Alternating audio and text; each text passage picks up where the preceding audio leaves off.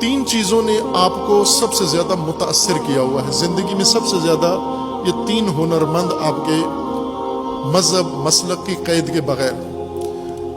آپ دیکھیں کہ اس وقت یا لوگ گانے سنتے ہیں یا نعتیں سنتے ہیں یا ذاکری سنتے ہیں۔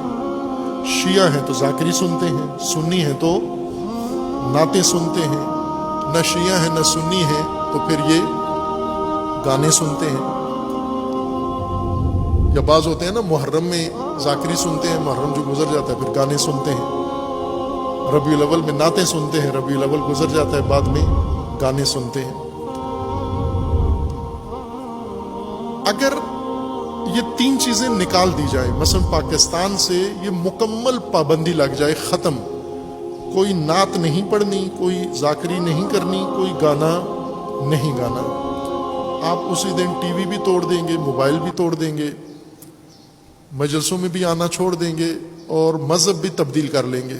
جس مذہب میں نعت نہیں ہے اس میں کیا فائدہ؟ چونکہ ویسے تو ہم عقیدت کا اظہار کرتے ہیں نا کہ نعت کے ذریعے سے ہمیں عبادت ہوتی ہے، نعت ہماری عقیدت ہے، نعت ہمارے فلاں ہے۔ نہ، نعت میں دو چیزیں ہیں، ایک شعر ہے اور ایک موسیقی ہے۔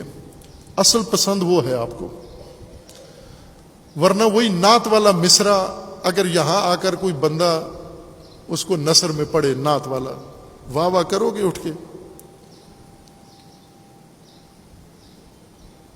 نعتیں یاد ہیں نا آپ کو؟ یا نوحہ ہے، نوحہ ہے، اس کے اوپر ہم متاثر ہوتے ہیں، احساساتی ہوتے ہیں، جذباتی ہوتے ہیں، ماتم بھی کرتے ہیں۔ یہی نوحہ آ کر ایک آدمی کتاب کی طرح، جیسے یہ کتاب ہے، امام علیہ السلام نے فرمایا صدقت للہ الامر من قبل ومن بعد وکل یوم ربنا ہوا فی شان، اس طرح سے کوئی نوحہ پڑھے، کیا ہوگا آپ کو؟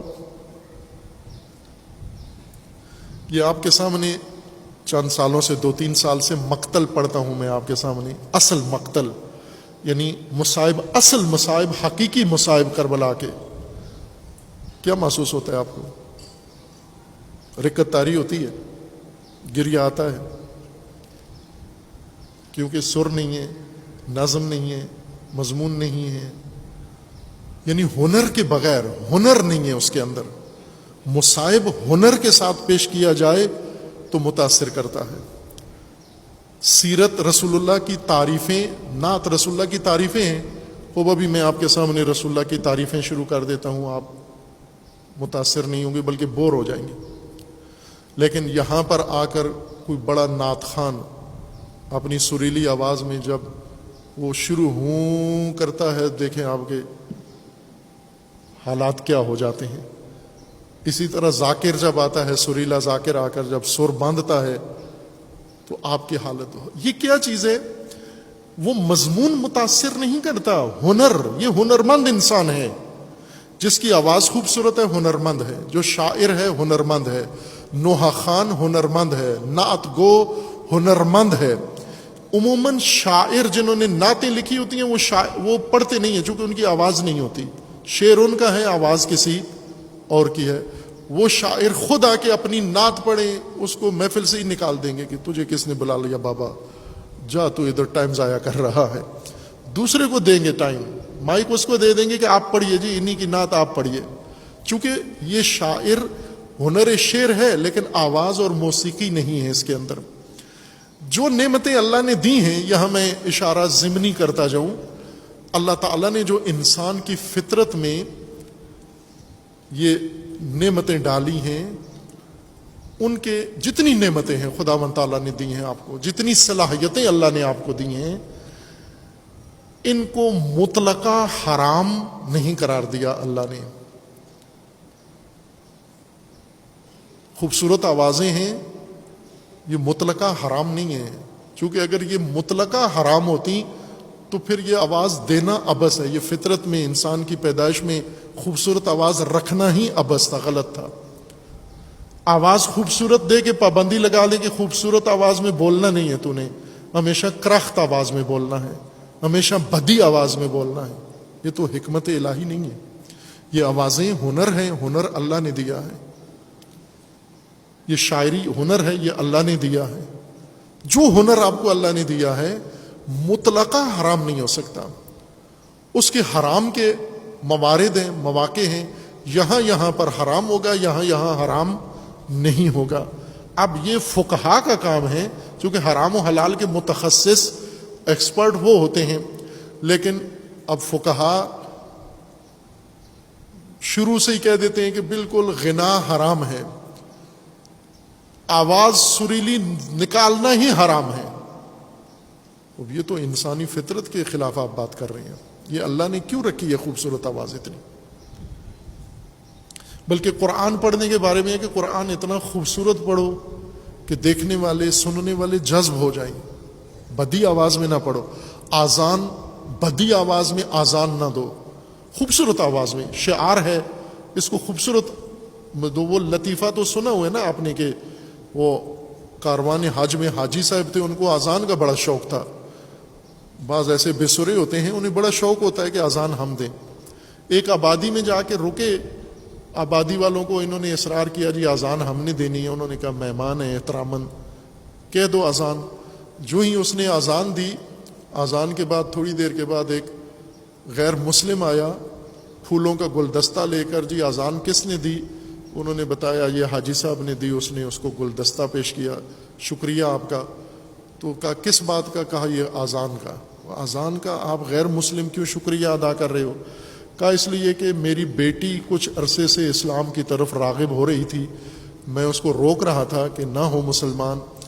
آج آپ کی آذان سن کے اس نے توبہ کر لی ہے کہ میں مسلمان نہیں ہوتی جو اتنی بدی آواز میں آذان دیتا ہے۔ وہ آذان دو، خوبصورت آذان دو۔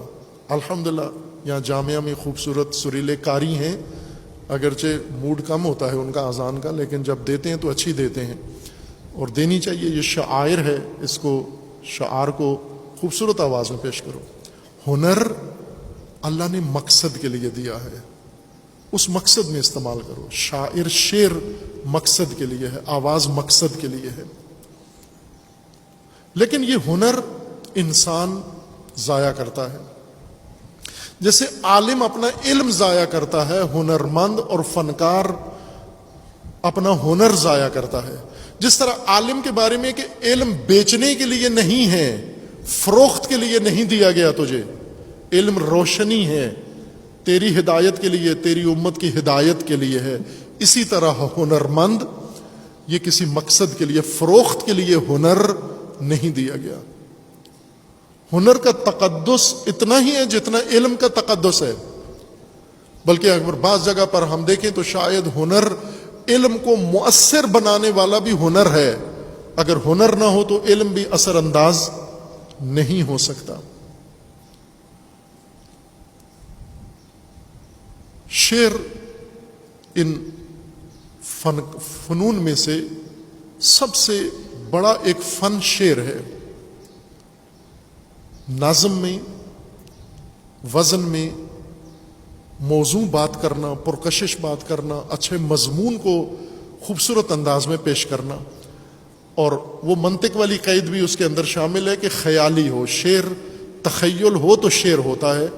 علامہ اقبال کو لوگ شاعر نہیں مانتے، وہ خود بھی اپنے آپ کو شاعر نہیں مانتے، بائی کہ وزن میں اور نظم میں اور قافیہ میں اور ردیف میں کوئی ادیب علامہ اقبال کے پائے کا نہیں ہے۔ علامہ اقبال کے پائے کا کوئی اردو ادیب نہیں ہے۔ فارسی ادب علامہ اقبال کا اتنا اعلیٰ ہے، رہبر معظم کے فرمان کے مطابق، کہ اقبال جب شعر کہتے ہیں فارسی میں، بھائی کہ ان کی زبان فارسی نہیں ہے۔ رہبر معظم نے ایک دلچسپ بات علامہ اقبال کے شعر کے بارے میں کی ہے کہ علامہ اقبال کے شعر میں دو قسم کی فارسی ہے۔ ایک نظم کا عنوان ہے، وہ علامہ اقبال کی اپنی سیالکوٹی فارسی ہے، اور ایک شعر ہے۔ رہبر معظم فرماتے ہیں یہ اقبال کی الہامی فارسی ہے، وہ اپنی فارسی ہے۔ اگر علامہ اقبال کی فارسی نظموں کا عنوان دیکھیں تو وہ ایسے لگتا ہے جیسے ادنا کا فارسی کا بچہ جو پہلی کلاس میں فارسی پڑھ رہا ہے، یہ اس کی فارسی ہے۔ لیکن جب شعر پہ آتے ہیں تو بڑے بڑے عظیم الشان شعراء، مولانا روم، حافظ، سعدی،